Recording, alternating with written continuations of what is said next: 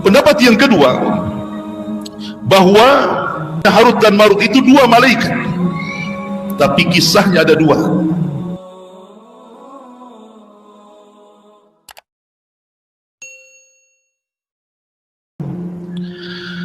Kisah yang pertama dinukilkan oleh Abdullah ibn Umar radhiyallahu anhuma dari seorang pendeta namanya Ka'ab al-Akhbar.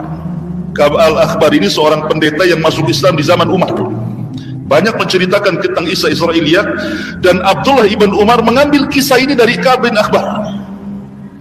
Walaupun sekali lagi kisah ini tidak marfu sampai kepada Rasul, hanya mauquf kepada Abdullah ibn Umar, dan kisahnya juga Israiliyat, tidak ada sanadnya kepada Nabi, tapi masyhur. Kisah ini kesannya khurafat.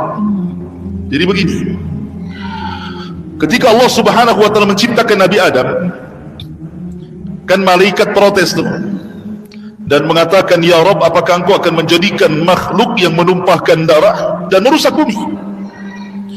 Akhirnya kemudian, betul ketika Allah subhanahu wa ta'ala ciptakan Adam dan berkembang biak anak turunannya, sampai kemudian terjadi pembunuhan Qabil dan Habil, terjadi perzinahan di zaman Nabi Syith gitu ya, sampai terjadi kesyirikan di zaman Nabi Nuh.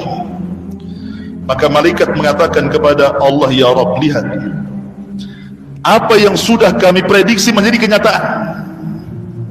Coba kalau seandainya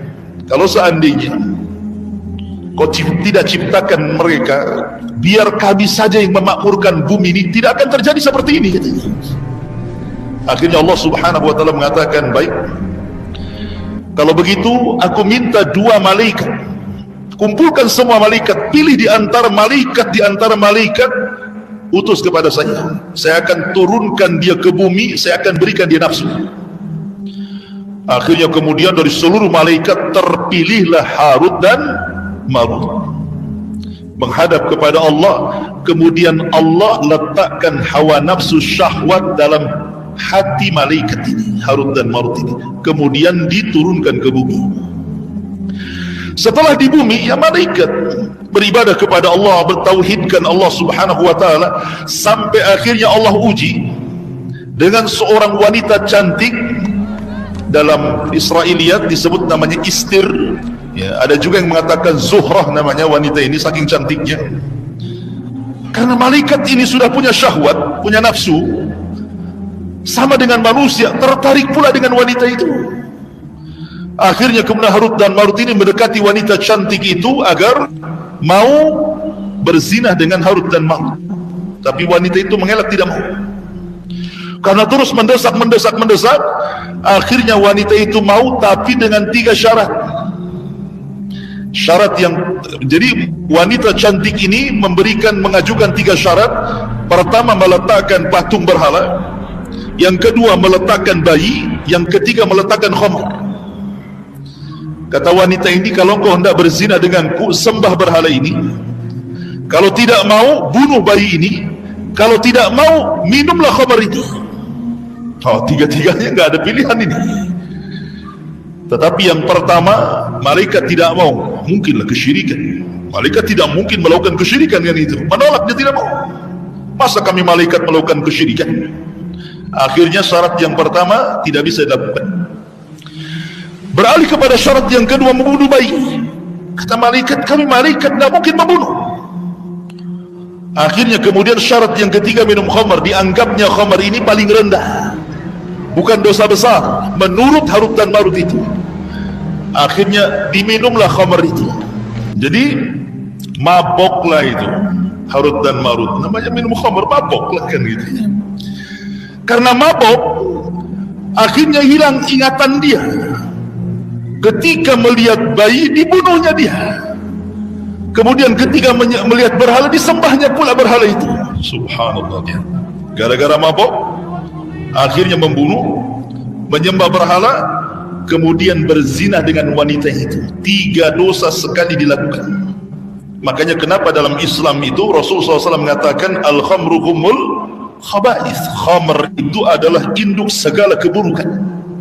Karena dari khamr ini, kalau sekarang narkoba gitu ya, itu kemana-mana tuh kejahatannya itu.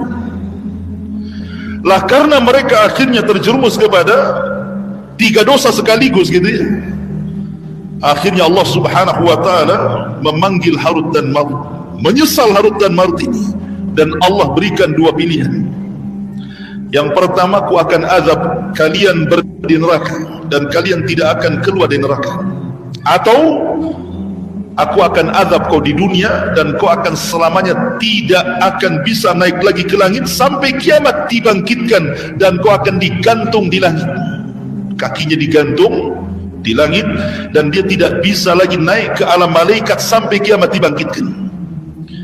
Akhirnya Harut dan Marut memilih azab di dunia, karena azab dunia itu kan ada batasnya. Kalau sudah kiamat selesai, tapi kalau masuk neraka kekal di dalamnya sampai kapan kan itu. Akhirnya dia memilih azab yang kedua.